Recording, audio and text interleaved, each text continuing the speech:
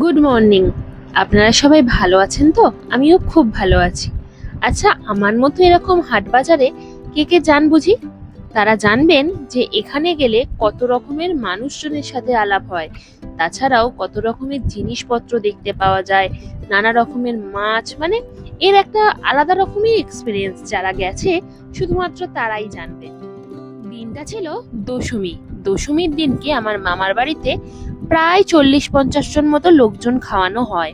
তো তারই কিছু বাজার বাকি ছিল, সেই বাজারই আমরা করতে গিয়েছিলাম, আমি আর আমার দুই ভাই মিলে।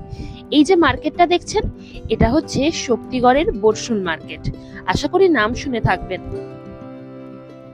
বাজারে গিয়ে দেখি জিনিসপত্রের যা দাম, হাত দিলেই তো ছাকা লেগে যাবে। আর কি বলবো বলুন, আপনারা যারা বাজার করেন তারা সবটাই জানেন। এই যে ফুলকপি দেখছেন, এই ফুলকপিটা আমার শীত গ্রীষ্ম বর্ষা যখনই দেবেন তখনই আমার খেতে দারুণ লাগে।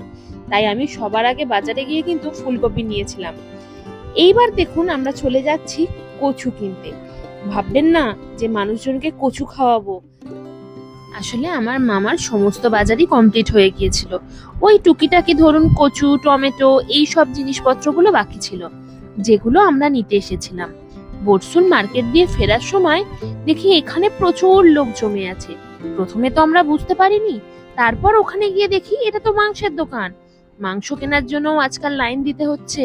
তাহলে ভাবুন তো, কোথায় না লাইন দিতে হয়, মরার ঘাটে গিয়েও কিন্তু লাইন দিতে হয়। আচ্ছা, আমার ভিডিও যাদের ভালো লাগছে তারা কিন্তু অবশ্যই কমেন্ট করে যাবেন, আর লাইকটা অবশ্যই করবেন। চলি আজকের মতো, আবার নেক্সট ভিডিওতে দেখা হবে।